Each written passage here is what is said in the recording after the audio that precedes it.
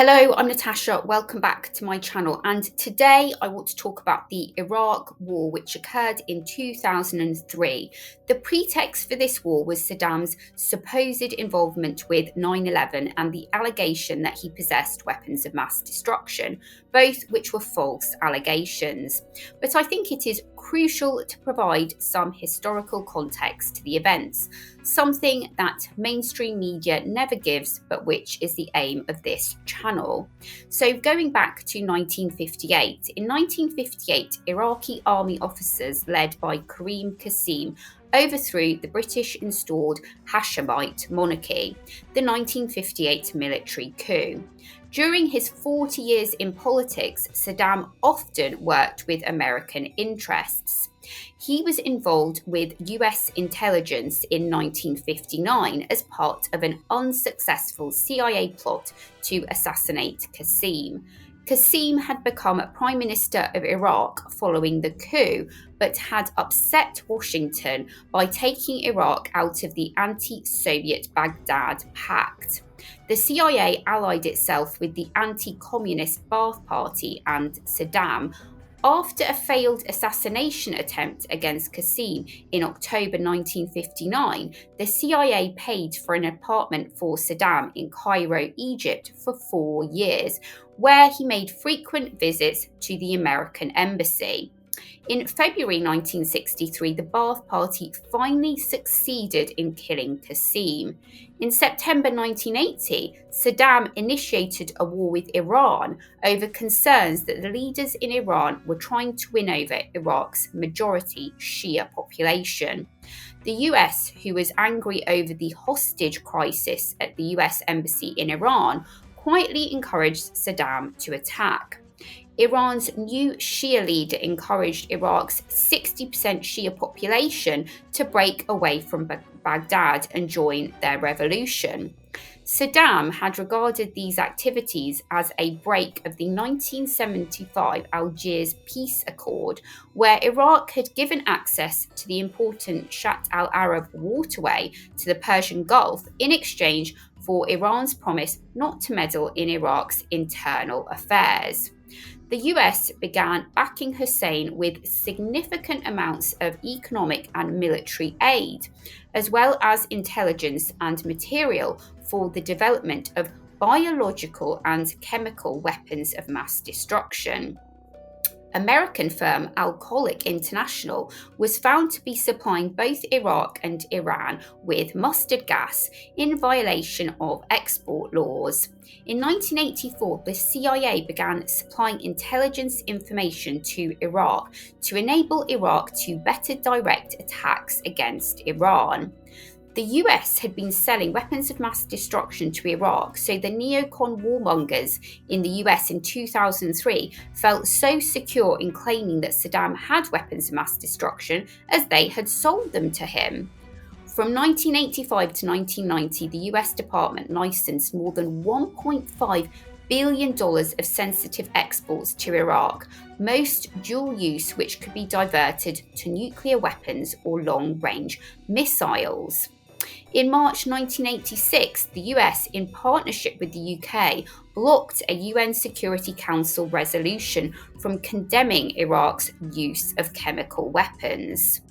Saddam had used chemical weapons to strike against the Kurds for their support of Iran during the war in the 1986 Anfal campaign.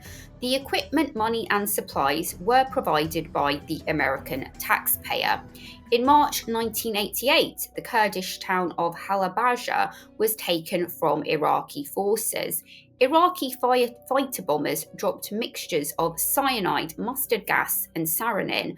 Thousands of people, about 5,000 people, died.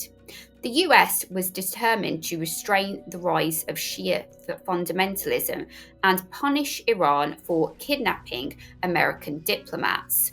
The Al-Anfal campaign and deaths at Halabja were activities to which the US government, as well as other world powers, were an accomplice. For these crimes, the Supreme Iraqi Criminal Tribunal sought the death penalty for Saddam. The Iran-Iraq War lasted from 1980 to 1988 and it ended in a stalemate. Iraq had started the war with more than $35 billion in reserves, but ended it with war debts in the range of $100 billion. A large part of Iraq's debt was owed to the US. Kuwait had the largest portion of Iraq's war debt, some 65 to 70 billion. The Al Sabah family that rules Kuwait refused to forgive Iraq's war debt. Kuwait also prevented OPEC from raising the price of oil, a move Iraq had requested to pay its debts. Iraq also believed that Kuwait was stealing oil through the use of directional drilling from the High Rumaila oil field. Iraq had thought that Kuwait was properly a part of itself. Both nations had been carved out of the collapsing Ottoman Empire by the British and French after the First World War, but the border had not been well defined. The wealth of the Kuwait field was outstanding, providing the people of the small nation a per capita income higher than that of the US. This would be the answer to Iraq's problems. Saddam had been on good terms with the US for decades. He tried to find out how his long-term American allies would view his dispute with Kuwait. In July 1990, in a meeting with April Glaspie, the American ambassador to Iraq, Saddam raised the question and was told Bush wanted better and deeper relations with Iraq and was not going to declare an economic war against Iraq. According to the FBI, Saddam was triggered to invade Kuwait after a personal insult by Jabbar al-Sabah. In August 1990, Iraq sent 100,000 troops and 300 tanks into Kuwait, seized control and declared it the 19th province of Iraq. But within days, the UN demanded immediate withdrawal. George Bush orchestrated a coalition against the invasion in January 1991. Allied air forces opened a devastating bombing campaign on Iraq for 37 days. The Iraqi army fled Kuwait and there was a ceasefire in 1991. Some estimates say that there were between 25,000 and 65,000 killed in the Gulf War. Sanctions were imposed after the war to force Iraq to relinquish its biological, chemical, and nuclear weapons, and these were successful, and Saddam essentially had to terminate his chemical weapons program by 1991. Gradually, sanctions turned into a regime change agenda. The 1991 war had incapacitated most of Iraq's electric, sewer, and water infrastructure, alongside its oil installations, which were a critical source of revenue. After the war, all international assets were frozen and oil exports were placed under control of Western nations. The UN Compensation Commission added $248 billion to Iraq's debt. By 1995, the sanctioned strangulation of Iraq had drastically lowered the living conditions of the people. Before 1990, public hospitals in Iraq had been free, and 90% of people had access to safe water and modern sanitation. However, the once prosperous people were reduced to wages of between $5 and $25 a month. Iraq never recovered economically or militarily from the Gulf War. The terms of the 1991 ceasefire required Iraq to abandon its weapons of mass destruction program and allow broad-reaching inspections towards the end. The UN's ceasefire sanctions remained in place during the 12 years from the 1991 Gulf War to the 2003 invasion. After the 1991 Gulf War, the American and British used no-fly zones continually to degrade Iraq's military capability in the north and south. These no-fly zones were called illegal. During 1999, more than 1,800 bombs were dropped on Iraq, and there were dozens of similar attacks on civilians. These bombings and special op campaigns were done in secret to degrade Iraq's remaining defences in preparation for major conflict. The 2003 invasion had actually been planned for a long time. The Republicans' party campaign in 2000 called for a removing of Saddam from power. Key members of the Republican Party, including Cheney and Rumsfeld, had been advocates since 1997 of invading Iraq. Paul O'Neill, Secretary of the Treasury during the first 2 years of George Bush's presidency, learnt that removing Saddam was a major objective. At a National Security Council meeting, a secret brief titled Plan for Post-Saddam Iraq was presented. Based on interviews with others present at the meeting, the planning discussed portioning out Iraq's oil wealth. A March 2001 document titled Foreign Suitors for Iraqi Oilfield Contracts included a map of areas for exploration and discussing contractors and nations interested in Iraqi oil.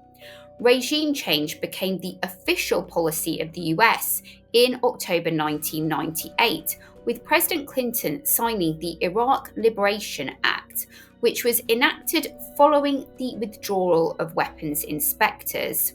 The Iraq Liberation Act provided up to $97 million in broadcasting, humanitarian and military assistance to those individuals or groups opposed to the Saddam regime, to promote democratic government and replace the regime.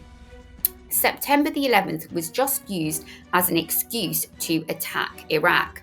The Bush administration neglected its responsibility to bring bin Laden to justice. Instead, they used him to undertake nation building in the Middle East.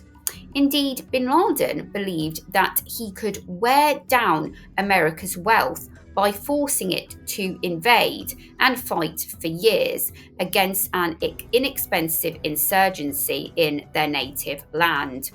Richard Clarke, chief counter-terrorism advisor to the National Security Council under Clinton and Bush, did not know any relationship between the secular dictator of Saddam and religious radicals who committed 9/11. In the eye of Islamists like bin Laden, Saddam Hussein's Ba'athist Party was unholy because they advocated greater literacy, employment opportunities, and greater equality for women and a climate of religious freedom. Bin Laden didn't like Saddam. He considered the Ba'athist regime as atheist, and he considered Saddam an atheist. He hated atheists. And really, America and the West played right into bin Laden's hands with their escapades in Iraq and Afghanistan. Although the US and British maintained that Saddam was developing weapons of mass destruction, Hans Blix, the UN weapons inspector, stated in 2003 that Iraq had provided cooperation and that access had been provided without problems. Shortly before the invasion, the Director General of the International Atomic Energy Agency stated that we have no evidence or plausible indication of the nuclear weapons program in Iraq. Scott Ritter, former UN weapons inspector, also affirmed this. In January 1998, Iraq announced that it was withdrawing cooperation with the UN inspection team. It did not trust them. For most of 1998, the UN Security Council and the Revolutionary Command Council of Iraq were in contention.